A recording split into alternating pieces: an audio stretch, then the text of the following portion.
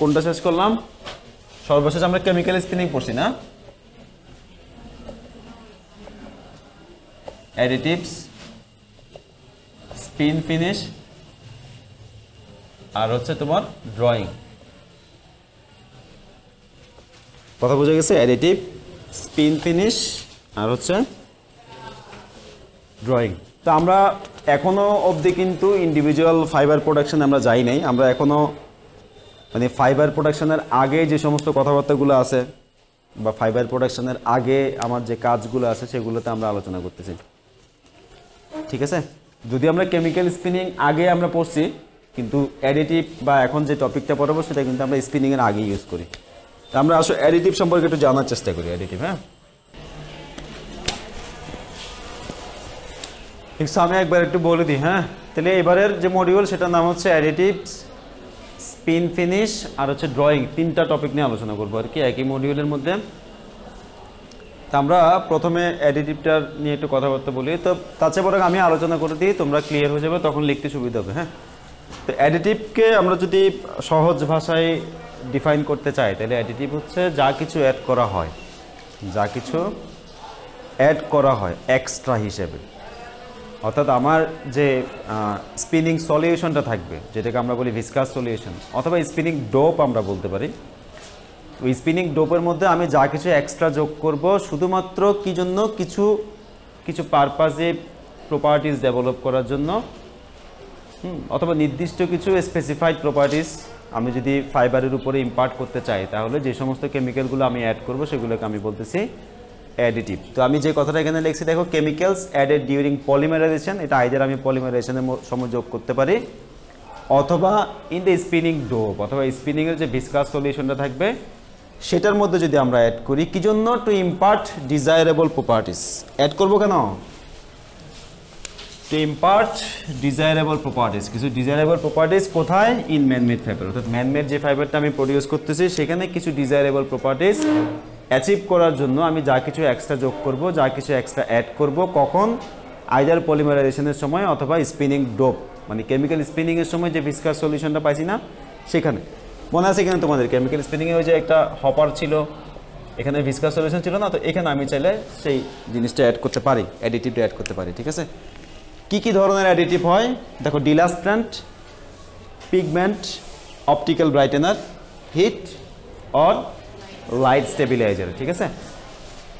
তা আমরা প্রথমে ডিলাস্ট্যান্ট নিয়ে একটু কথাবার্তা বলি। ডিলাস্ট্যান্ট আমরা যদি এটার একেবারে আবিধানিক অর্থটা জানতে চাই আর কি, ডিলাস্ট্যান্ট শব্দটার অর্থ হচ্ছে কি, এমন একটা সাবস্টেন্স যেটা কিনা কোনো একটা ফাইবারকে বা কোনো একটা সাবস্টেন্সকে অনুজ্জ্বল করবে। লাস্টার মানে তো উজ্জ্বল, তাই না? লাস্টার। আর ডিলাস্ট্যান্ট হচ্ছে কি উজ্জ্বলের বিপরীত বা ডিলাস্টার আর কি। তো ডিলাস্টারের কাজটা যেই করবে সে হচ্ছে ডিলাস্ট্যান্ট। কথা কি বোঝা গেছে? তাহলে ডিলাস্ট্যান্ট হচ্ছে এমন একটা কেমিক্যাল সাবস্টেন্স যেটা কিনা উজ্জ্বলতা কমাবে একটা ফাইবারে। তো ন্যাচারালি ম্যানমেড যত রকম ফাইবার আমরা পাই, most of the case almost সবগুলো ফাইবারে হচ্ছে ট্রান্সপারেন্ট। কথা কি বুঝতে পারছো? ট্রান্সপারেন্ট মানে হচ্ছে পানির মতো একদম ক্রিস্টাল ক্লিয়ার।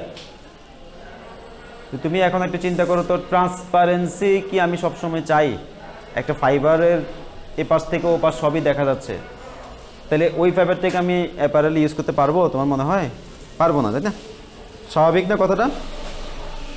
তাহলে কিন্তু আমি এখানে ওই কথাটাও লিখছি, দেখো বেশিরভাগ ক্ষেত্রে ইউজ করা হয় অ্যাপারেল অ্যাপ্লিকেশনের জন্য। দেখো এই কথাটা আমি এখানে লিখছি, mainly used in fibre for apparel application. অর্থাৎ ওই ফাইবারগুলোর জন্য ডিলাস্ট্যান্ট আমি ইউজ করব যেগুলো আমি আলটিমেটলি অ্যাপারেলে ব্যবহার করব।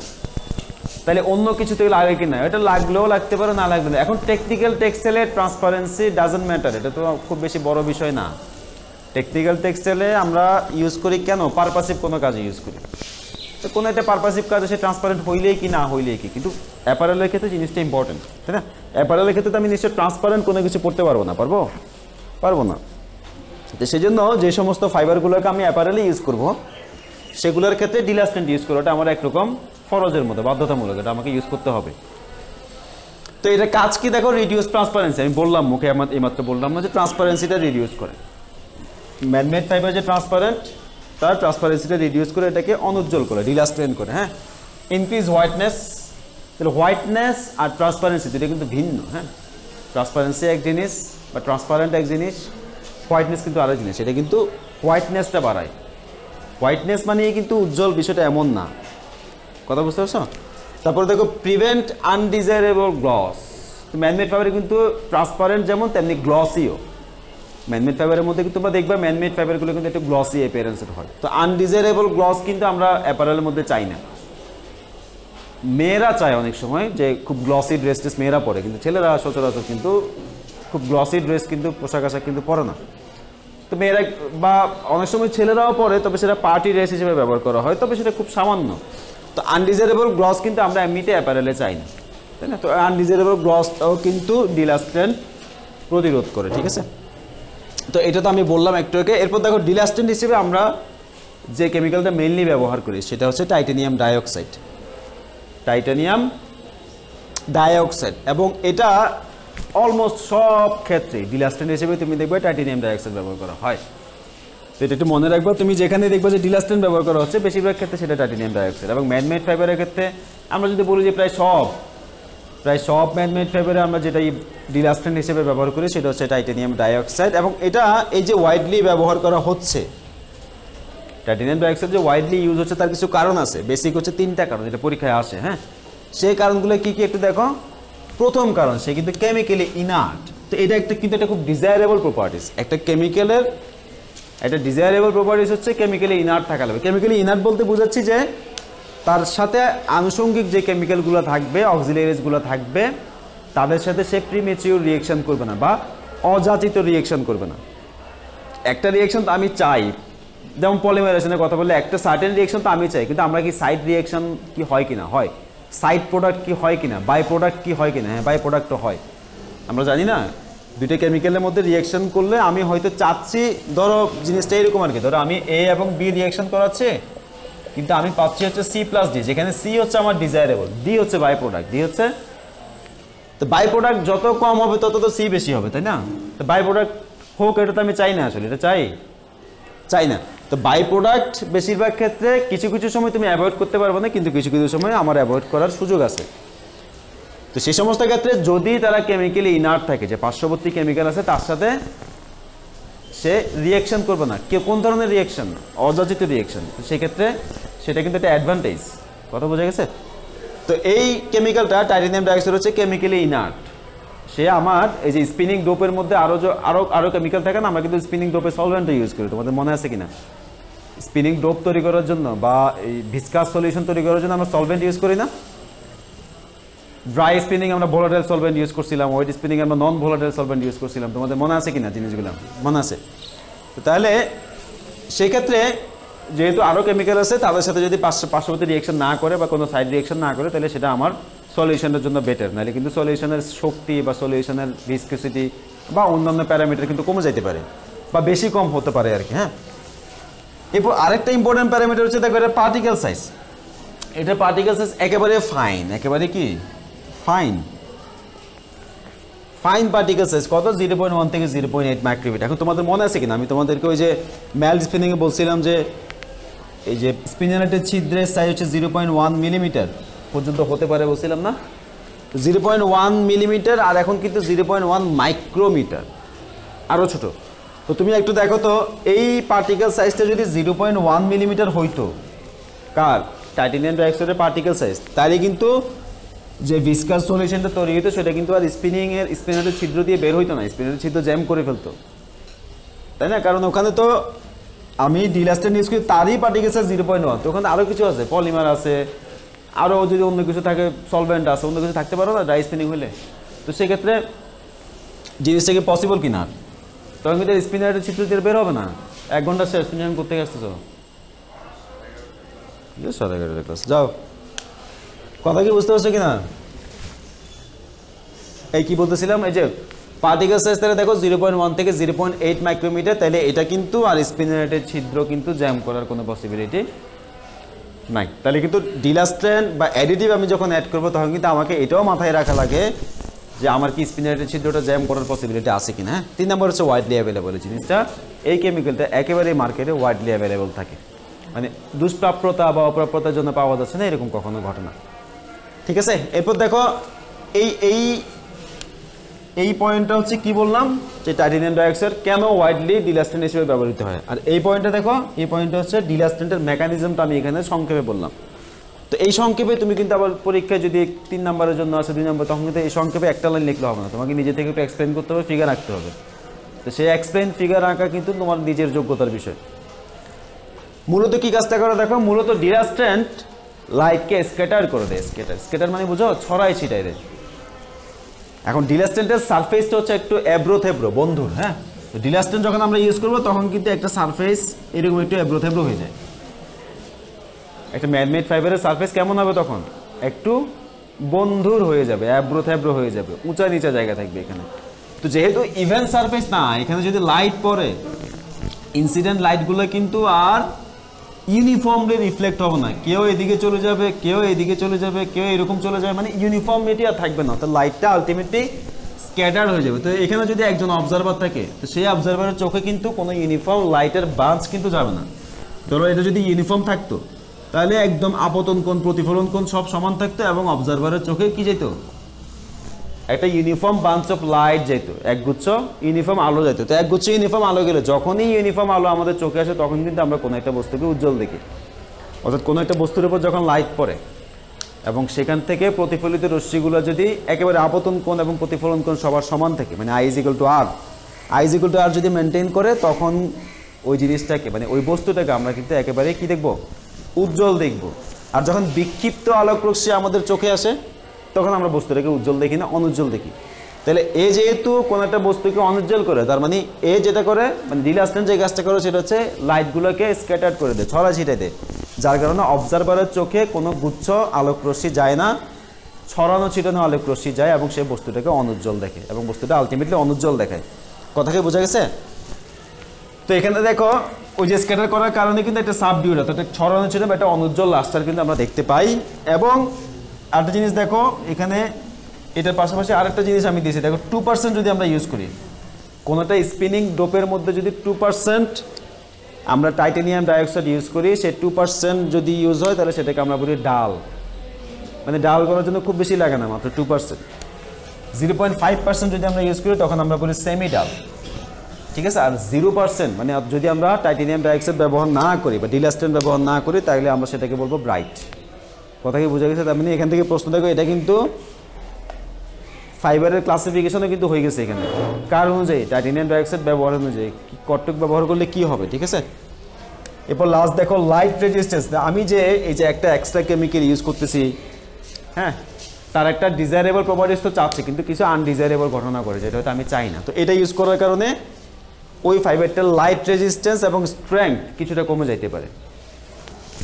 যে ফাইবারটার উপর আমি ডিলাস্টেন্ট ব্যবহার করলাম, ফাইবারটা তো অনুজ্জ্বল হইলো, এটা তো আমার ডিজায়ারেবল প্রপার্টিস, কিন্তু এটার পাশাপাশি একটা আনডিজায়ারেবল ঘটনা ঘটে, সেটা হচ্ছে ফাইবারটার লাইট রেজিস্ট্যান্স এবং স্ট্রেংথ শতকরা 5% পর্যন্ত কিন্তু কমে যাইতে পারে।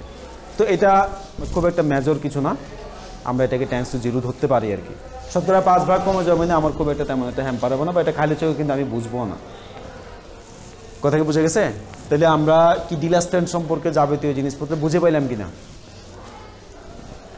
বুঝে পাইছে? হ্যাঁ, আচ্ছা। আর তোমাদের নেক্সট ক্লাস কখন? এখন আজকে? হ্যাঁ, আজকে ক্লাস, তাই না? আচ্ছা, তাহলে আমি আর 5টা মিনিট সময় নিই। তো আমরা ডিলাস্টেন্ট ইউজ করলাম। এরপরে আরেকটা টপিক পরে আমি আজকে শেষ করবো, সেটা হচ্ছে পিগমেন্ট ফর কালারেশন, মানে পিগমেন্ট সম্পর্কে পড়াই। এখানেও বেশ কিছু গুরুত্বপূর্ণ কথাবার্তা আছে। এই দেখো, আমি আগে বলে ফেলি, তারপর তোমরা লিখিও। হ্যাঁ,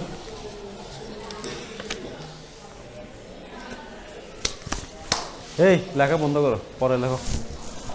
2 মিনিট সময় দিয়ে লিখতে পারবো না, আমি বলতে বলতে তোমরা এমনি বুঝে যাবে যে কি বলতেছি। হ্যাঁ, 2 নম্বর যে অ্যাডিটিভটার কথা আমরা বলতেছি, সেটা হচ্ছে পিগমেন্ট। হ্যাঁ, তো পিগমেন্টটা আমরা যেহেতু কালারেশনের কাজে ইউজ করি, জন্য আমি শিরোনামটা দিলাম পিগমেন্ট ফর কালারেশন। তো কালারেশনের জন্য আমরা যে পিগমেন্টটা ব্যবহার করি, তাই আমরা একটু আগে ডিলাস্টেন্টের কথা পড়লাম, তাই না? তো ডিলাস্টেন্ট হচ্ছে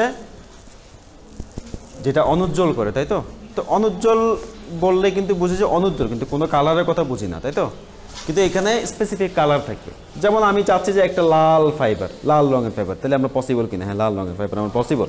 তবে আমি যদি লাল কালার ব্যবহার করি, লাল কালার বলতে লাল পিগমেন্ট ব্যবহার করি, তখন আমরা সেটাতে কি পাবো? লাল আমরা একটা ফাইবার পাবো, বা সবুজ যদি ব্যবহার করি সবুজ পাবো, সমস্যা নাই। তাহলে মূলত এটা হচ্ছে the process of adding colourants to the fibre, অর্থাৎ ফাইবারের গায়ে বা ফাইবারের মধ্যে কালার অ্যাড করার একটা প্রক্রিয়া, তাই তো? তো কালার হিসেবে আমরা যেগুলো অ্যাড করি সেগুলোকে আমরা বলতেছি পিগমেন্ট। হ্যাঁ, তো তোমরা তো এখন 2-1, তাই না? 2-1-এ তো এখনও মনে হয় তোমরা ওয়েট প্রসেসিংয়ের কোনো সাবজেক্ট ওই অর্থে পাও নাই, তাই না? তো পাইলে তখন তোমরা জিনিসটা বুঝতে পারবা যে what is the difference between pigment and dye. হ্যাঁ, অর্গানিক বলতে কী বোঝায়, ইনঅর্গানিক বলতে কী বোঝায়, বা পার্থক্যটা আসলে কোথায়, ওয়াটার সলিউবল ডাই বা ওয়াটার ইনসলিউবল ডাই, এই ধরনের বিভিন্ন প্যারামিটারগুলো তোমাদের সামনে আসবে। তো একটা সাবজেক্ট ওয়েট প্রসেসিংয়ের একটা সাবজেক্ট আমি নিই, ওয়েট প্রসেসিং 2, আর ওয়েট প্রসেসিং 1 নিয়ে হচ্ছে তরিকুল স্যার, মানে আমাদের তরিকুল স্যারের নেয়। তো তোমরা আশা করি ওই জিনিসগুলো তখন আরও ভালো ক্লিয়ার হবে। তখন আপাতত মনে রাখো যে এই যে পিগমেন্টটা ইউজ করি, সেই পিগমেন্টটা, আচ্ছা আমি এখন ওখানে যাচ্ছি না, তার আগে এটা বলি। তাহলে পিগমেন্ট অ্যাড করার প্রসেসটা হচ্ছে আমি বলতেছি পিগমেন্ট ফর কালারেশন, অথবা আমরা যে প্রসেসের মাধ্যমে শুধুমাত্র কিছু ডাই বা কিছু পিগমেন্ট বা কোনো কালার যদি আমরা ফাইবারের উপর ইম্পার্ট করতে চাই, হ্যাঁ, সেটাকে আমরা বলতেছি কালারেশন। আর সেখানে আমরা যেটা অ্যাড করতেছি সেটাকে আমরা বলতেছি পিগমেন্ট। তো এই জিনিসটার নাম দেখো, এই নামে কিন্তু পরীক্ষায় আসে। হ্যাঁ, অর্থাৎ পিগমেন্ট ফর কালারেশন বা পিগমেন্টের যে অ্যাপ্লিকেশন যে প্রসেস, পিগমেন্টটা ফাইবারের গায়ে যে অ্যাপ্লাই করতেছি তার যে প্রসেস, সেটাকে আমরা বলি মাস কালারেশনও বলে, অথবা স্পিন অর সলিউশন ডাইংও বলে, স্পিন অর সলিউশন ডাইংও বলে। কথা বোঝা গেছে? তার মানে তোমার পরীক্ষায় যদি মাস কালারেশন নামে আসে, তুমি ভাববা যে তোমাকে আমি ওই যে তুমি যে ফাইবারের গায়ে পিগমেন্ট অ্যাড করো সেই প্রসেসটা জানতে চাচ্ছি, বা স্পিন অর সলিউশন ডাইংয়ের কথা বলি, তাহলেও ঠিক সেম জিনিসটাই তুমি বুঝে নিবা। ঠিক আছে? এখন তোমার এটা কিছু ফিচার আছে, দেখো ফিচারগুলো একটু যদি আমরা খেয়াল করি, তাহলে এই পিগমেন্ট হিসেবে আমরা যেগুলো ব্যবহার করি সেটা কিন্তু ইনঅর্গানিক। কি তো অর্গানিক বলতে কি বোঝায়, ইনঅর্গানিক বলতে কি বোঝায়, তোমরা ইন্টারমিডিয়েটে কিন্তু পড়ে আসার কথা, আশা করি জানো তোমরা। কোথায় অ্যাড করি? লিকুইড যে পলিমারটা থাকে, মানে স্পিনিং যে ডোপটা থাকে, ডোপ অথবা স্পিনিংয়ের যে ভিসকাস সলিউশন থাকে, সেই সলিউশনের মধ্যে আমরা আসলে, তার মানে কোথায়, ওই যে হপার যেটা থাকে, ফিড ভিসকাস সলিউশন থাকে না, এখানে আমরা চাইলে অ্যাডিটিভগুলো এখানে আমরা অ্যাড করি। এখন অ্যাডিটিভ এই পর্যায়ে অ্যাড করি, কিন্তু প্রত্যেকটা ইন্ডিভিজুয়াল ফাইবার প্রোডাকশনের সময় স্টেপগুলো ভিন্ন হতে পারে। তবে স্পিনারের ছিদ্রপথে বেরোয়ার আগে, অর্থাৎ সহজ বাংলায় স্পিনিংয়ের আগে, তুমি তো বুঝতেই পারতেছো স্পিনিংয়ের আগেই তোমাকে অ্যাড করতে হবে। স্পিনিং হয়ে যাওয়ার পরে তো ইয়ার্ন বা ফাইবার হয়ে যাচ্ছে, তখন তো আর অ্যাড করার সুযোগ নেই। স্পিনিংয়ের আগে আমরা অ্যাড করি। তাহলে অ্যাডিটিভ যে দুইটার কথা আমি এখন বলতেছি, বা সামনে আমি আরে বলবো, অ্যাডিটিভ আরও 2-3টা আছে, সেগুলো আমরা সবসময় অ্যাড করেছি স্পিনিং ডোপের মধ্যে, অর্থাৎ স্পিনারের ছিদ্রপথে বের হওয়ার আগে। কথা বোঝা গেছে? তো বের হওয়ার আগে প্রসেস কখন? যখন আমরা ফিড করি, ওই ফিডের মধ্যে আমরা দিই। তারপরে দেখো, এটা খুব ইম্পর্ট্যান্ট একটা প্রপার্টিস, এবং এটা নর্মাল ডাইংয়ের সাথে এই যে প্রসেস, তার একটা বিশাল পার্থক্য সৃষ্টি করে। দেখো, superior fastness, reproducibility and consistency, অর্থাৎ এই যে কালারেশনের কথা আমি বলতেছি, এই কালারেশনের মানে এভাবে যদি আমরা কালারেশন করি, তাহলে কিন্তু ওই কালারের ফাস্টনেস শব্দটা তোমরা বুঝো কি না? ফাস্টনেস হচ্ছে কালারটা কতটুকু সাস্টেইন করবে বা সারভাইভ করবে বিভিন্ন এজেন্টের প্রতিকূলতার বিপক্ষে। আমি কি বুঝতে পারছি? যেমন ধরো, আমি একটা কাপড় আমরা যখন ব্যবহার করি, তখন আমরা কাপড়টাকে ওয়াশ করা লাগে, কাপড়টা আমাদের ঘামের সংস্পর্শে আসে, কাপড়টা বিভিন্ন সারফেসের মধ্যে ঘর্ষণের সংস্পর্শে যায়। তো এরকম যদি বিভিন্ন এজেন্টের, এক্সটার্নাল এজেন্টের মুখোমুখি সে হয়, তাহলে কালারটা কতদিন বা কালারটা কতটুকু সারভাইভ করবে, এই জিনিসটাকে আমি বলতেছি, বা এই বৈশিষ্ট্যটাকে আমি বলতেছি কি? ফাস্টনেস বা কালার ফাস্টনেস। ঠিক আছে? কথা বোঝা গেছে? তাহলে ফাস্টনেস মানে এই যে পিগমেন্টটা আমি অ্যাড করতেছি, তার ফাস্টনেস অর্থাৎ তার কালার ধরে রাখার ক্ষমতা এক্সট্রিম লেভেলের সুপেরিয়র। মানে তুমি কাপড় ইউজ করতে করতে করতে ছিঁড়ে ফেলবা, কিন্তু কালার যাবে না। কথা বোঝা গেছে? কিন্তু এমনিতে তুমি নর্মাল কোনো একটা কাপড়ের কথা চিন্তা করো তো, কালার কি যায় কি না?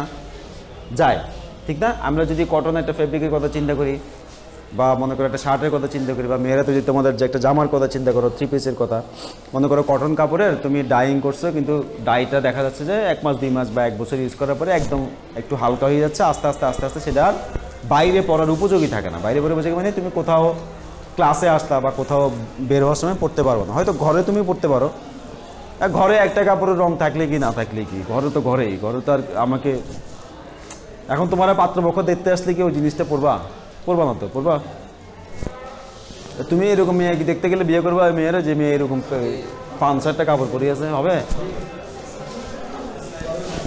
আচ্ছা ঠিক আছে, দেখো তাহলে এটার ফাস্টনেস প্রপার্টিস কিন্তু সুপিরিয়র, হ্যাঁ ঠিক আছে। এবং কনসিস্টেন্সি বলতে মানে একেবারে throughout the whole surface বা throughout the whole length of the fibre, এটার কিন্তু কালারটা কনসিস্টেন্ট থাকবে। কনসিস্টেন্ট থাকে মানে কোথাও লাইট, কোথাও ডিপ, কোথাও কম, কোথাও বেশি, এইরকম হবে না, সব জায়গায় ইউনিফর্ম কালার, একই রকম কালার থাকবে। তাহলে কি লাইট ডিপের প্রবলেম হয় কি না, শেড ভেরিয়েশনের প্রবলেম হয় কি না? হ্যাঁ, এমনিতে তুমি যদি একটা কাপড়কে ডাইং করতে যাও, একটা ফেব্রিককে, তখন কিন্তু শেড ভেরিয়েশনের প্রবলেম হয়, মানে কোথাও একটু হালকা হয়ে যায়, কোথাও একটু গাঢ় হয়ে যায়, কোথাও ছোপ ছোপ দাগ চলে আসে, বিভিন্ন কারণে হয়। সেটা আমরা ওয়েট প্রসেসিং 1-2 পড়লে তখন আমরা ইনশাল্লাহ জেনে যাবো, সমস্যা নাই। কিন্তু এটার ক্ষেত্রে বিষয়টা হয় না, এটা কিন্তু কনসিস্টেন্ট থাকে কালারটা, একদম পুরো ল্যাংথ জুড়ে কনসিস্টেন্ট, ঠিক আছে। কোথাও তুমি এতটুকু সামান্য পরিমাণে 19-20 পাবা না। এখন তুমি পার্থক্যটা যদি বোঝার চেষ্টা করো, তুমি দেখো তো এই যে স্পিনিং যে সলিউশনটা এখানে আছে, আমি যখন মনে করো এটা ছিল ট্রান্সপারেন্ট, এটা ভালো মতো বোঝার চেষ্টা করো। আমি যদি মনে করি এখানে গ্রিন কালার অ্যাড করলাম, তাহলে এটা এখন কি হয়ে গেছে? গ্রিন হয়ে গেছে না?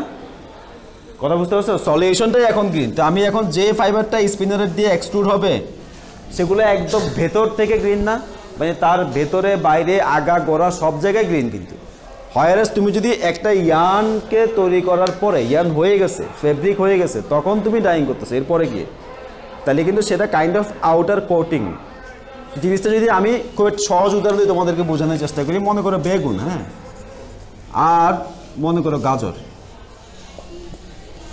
বেগুনকে যদি আমরা একটু ছুরি দিয়ে খোঁচা দিই, তাহলে কি আর বেগুনের উপরে কালারটা থাকে?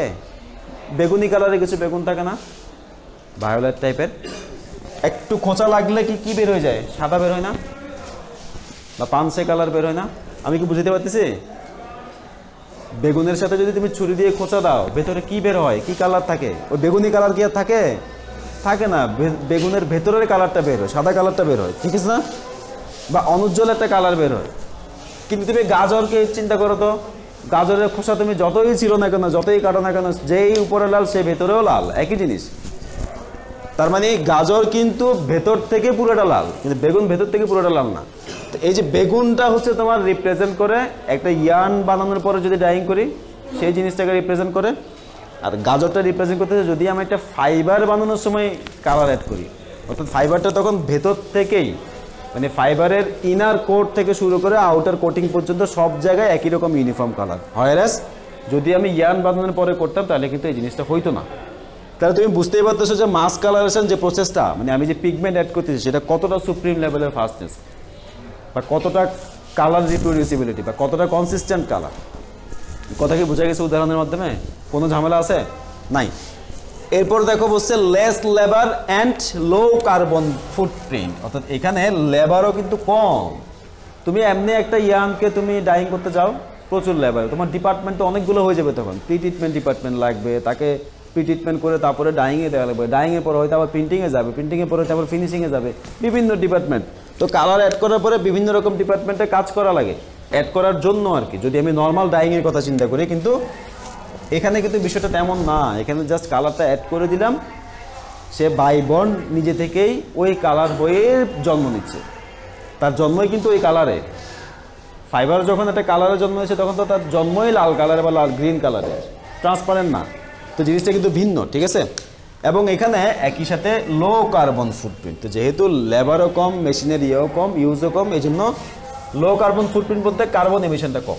কার্বন এমিশনটা কম মানে আলটিমেটলি গ্রিন। গ্রিন মানে সবুজ নাকি নাকি লাল? গ্রিন মানে তো সবুজ। সবুজ বলতে বোঝাচ্ছি যে পরিবেশের জন্য ক্ষতিকর না, গ্রিন থাম আর কি। হ্যাঁ, তো এখানে আরেকটা বাদ গেছে, যেটা হচ্ছে নো ওয়াটার। তুমি 1 কেজি কটন ফেব্রিক বা 1 কেজি কটন ফাইবারকে তুমি ডাইং করার জন্য কি পরিমাণ পানি লাগে তুমি জাস্ট চিন্তাও করতে পারবো না। কত গ্যালন যে পানি লাগে, গ্যালনে গ্যালনে পানি লাগে, উৎপাদন থেকে শুরু করে একদম ডাইংয়ের শেষ পর্যন্ত। এখানে কোনো পানি লাগে না, এক ফোঁটা পানিও লাগবে না, কারণ তুমি কালারেশনটা তো অ্যাড করতেছো কিসের মধ্যে? একটা স্পিনিং সলিউশনের মধ্যে। এখানে কিন্তু এক্সট্রা কোনো পানি লাগে না। হোয়ারাস তুমি যদি এমনি একটা ফেব্রিক ডাইং করতে যাও, তাহলে তোমাকে তো আগে প্রি ট্রিটমেন্টের জন্যই তো গ্যালন গ্যালন পানি খরচ করে ফেলা লাগবে, এরপর ডাইংয়ের জন্য খরচ করা লাগবে, এরপর ডাইং করার পর আবার ওয়াশ করার জন্য খরচ করা লাগবে, এরপর ফিনিশিং থাকলে আরও খরচ করা লাগবে, শেষ নাই পানি ইউজ করা, ঠিক আছে। কিন্তু এখানে কোনো ওয়াটার নাই। তো এখানে ড্রাইংয়ের ঝামেলাটাও কিন্তু নাই।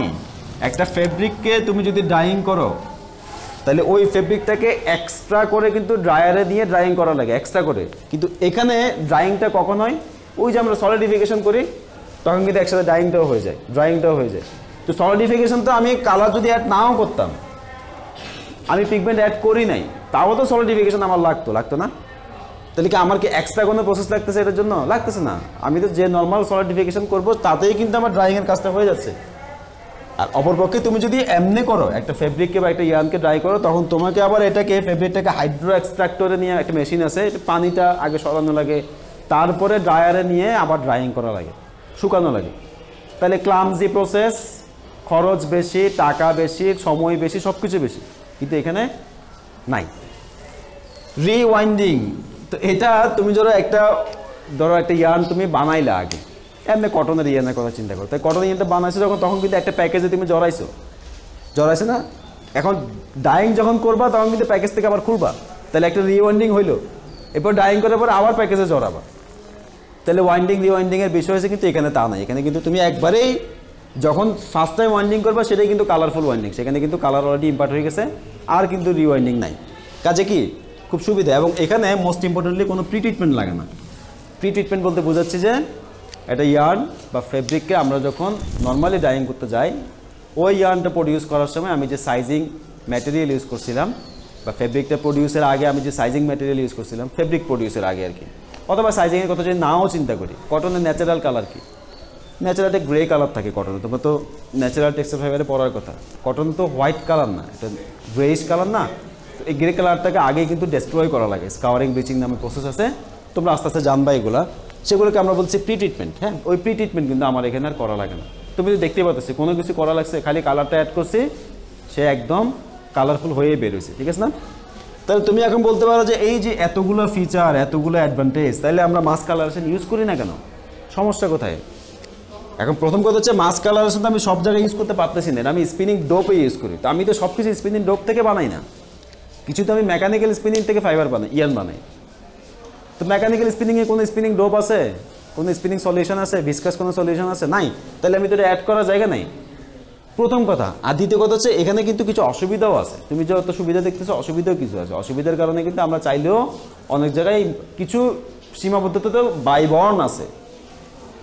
মাস কালারেশন আর নর্মাল ডাইংয়ের মধ্যে কিছু সীমাবদ্ধতা বাইবর্ন আছেই। তাছাড়াও তুমি দেখো প্রথম যে সীমাবদ্ধতা সেটা হচ্ছে পলিমার ওয়েস্টেজ। এখানে কিন্তু পলিমার ওয়েস্টেজ হয় at start up and colour change, অর্থাৎ যখন আমি মেশিনটা স্টার্ট করবো বা কালারটা স্টার্ট করব তখন এবং আমি যখন কালারটা চেঞ্জ করব তখন কিন্তু পলিমারের ওয়েস্টেজ হয় ভালো পরিমাণে। কেমন ওয়েস্টেজ হয় আমি তোমাকে বলছিলাম যে মেশিনের কথা, 5 তলা বিল্ডিংয়ের সমান বলছিলাম যে একটা মেশিন। তাহলে ওই মেশিনটার হপারটা কোথায়, মুখটা কোথায়? 5 তলার উপরে।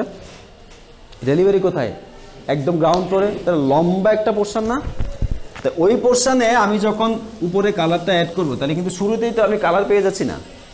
প্রথমে তো আমি ধরো একটা স্পিনিং করতেছি, তাহলে প্রথমে তো আমার ট্রান্সপারেন্ট ফাইবার বেরোচ্ছে, কালারটা পেতে পেতে পেতে পেতে 5 তলা পরিমাণ কিন্তু এমনিতে নষ্ট হচ্ছে।